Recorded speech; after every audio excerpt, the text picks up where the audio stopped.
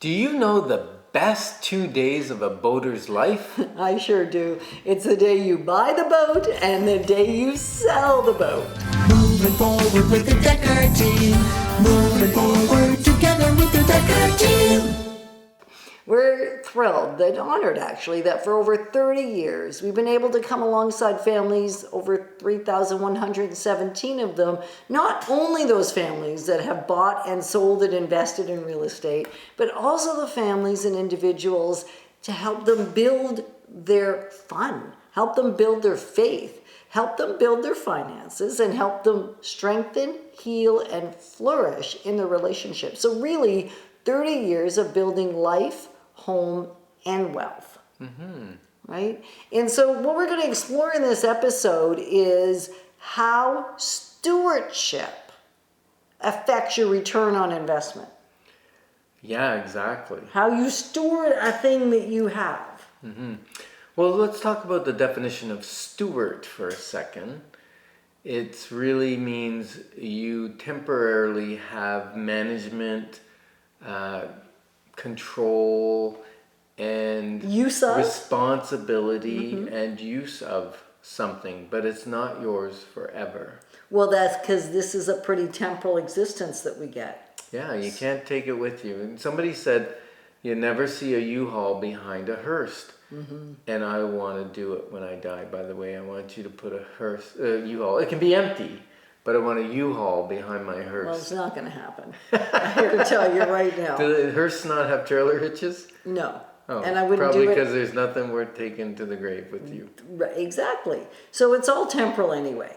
Yeah. So the steward conversation is how do you steward the temporal things, and then how do you steward the non-temporal things that really become the legacy that you leave behind and that you impart to people every single day. Right. So let's talk about my boat for a minute. Sure. Really, our boat.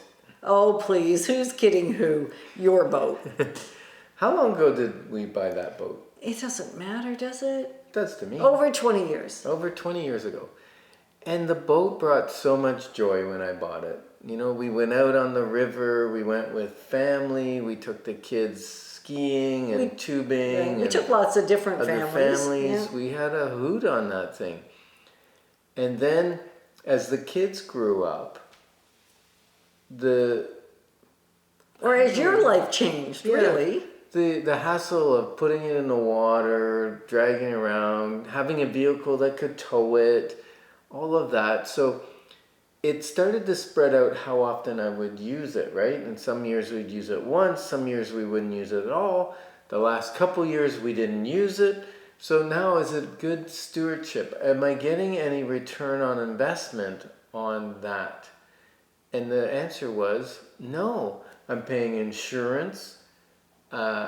It's getting dirtier. It's getting more worn out just sitting in the driveway. It's actually putting holes in the asphalt where the tires were sitting for 2 years of the trailer. So it actually became a negative return on investment. It became a thorn in my side. And I think most of the time possessions can do that. Like the things we think we really want that need maintaining in the future become actually a bit of a pain. Right, so a negative Yeah. ROI or return on investment. So the point, what I'm trying to get at is I just recently sold it to a friend who's going to love it, and they have younger children than I do, and they're going to get use out of it again. And you said we might even joy. get more use out of it because we'll go visit them. Yeah, exactly. Right? And the beauty here is, well, the beauty in that is it's lovely to sell it to that person. The negative thing was I held on too long. So I was getting a return on investment. And when it in deeper relationship, in family connection, in leisure activity, in fun, and joy. all that, yes. Right. And then when that went to a negative return on investment, that is when I should have sold the boat maybe 10 years ago, 7 years ago, was the right time. Right. So really what we're challenging you to think about right now is what is in your life? What do you own? What are you maintaining? What are you taking care of? Where the burden of caring for it is actually much greater than the joy that you get from it. Yeah, it might even be your home. We help people sell homes frequently where the joy has grown out of it because it's too big, too much maintenance, too hard to handle, either financially, physically, emotionally.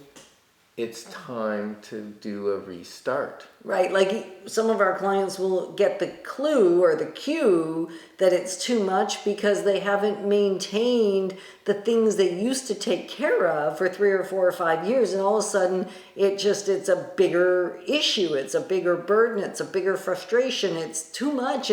They don't want to ask the kids, or they don't want to hire it out because they're not going to do it as well as they do, which is probably often true. And yet if it's not getting done at all, that's the cue that maybe it's become too great a burden. And so we'll often get phone calls at that time, right? So if you're thinking, is this the time for me? I've got some of these cues going on, but I'm not sure if it means anything. You are welcome to pick up the phone. We'll have a non-threatening first and non-confronting, because we're not attached to what you want to do. But I it's love not what you going to said be at pushy. first. Well, Sounds like later we will. No. What I'm really trying to say is, so often when people pick up the phone, they think that the only thing a realtor wants to do is get the sale, like sell the house. It means that before you pick up the phone, you have to have your decision made. Not true. I just had one of our clients from almost 30 years ago call recently and say, we're ready. And then when we got there and we sat down, they went, maybe we're not ready. And so they went away, they thought, they pondered, they called back and said, we're not ready. We're probably 5 years away, which is what I already knew when they picked up the phone in the first place. And yet you have to discover that stuff for yourself. So giving yourself the luxury to discover it is also part of the journey, part of the investor journey. Giving yourself the luxury of discovery. Don't you like that? I do love that. Luxury of discovery. Oh, that's key. Now, the other area that you want to invest in is kind of your emotional state. And I know when we were first married, we weren't having a great marriage. No, not for many, many years. And part of that was I had a lot of depressive, suicidal tendencies and thoughts, and that stayed with me for many, many years. And eventually I invested so much, both from a yielding and a surrendering to the Lord, but also investing in who I was going to spend time with, what I was going to read, what I was going to listen to, what I was going to surround myself with, what was I going to do, what would I allow my mind to invest energy into pondering even. Right? Like it was a total choice it was an investment decision more than it was anything else. Not that it had anything to do with money, it had everything to do with what I would invest my mental well-being, emotional well-being. And I haven't struggled with that for many, many years now, but it was a burden. Thank the Lord. Yeah. Even just waking up, not suicidal, but having to force yourself to get excited about the day.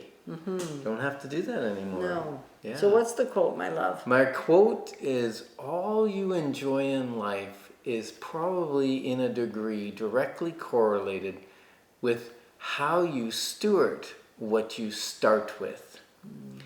And we're honored to be your partners on the journey of building wealth and life exponential. Moving forward with the Decker team. Moving forward together with the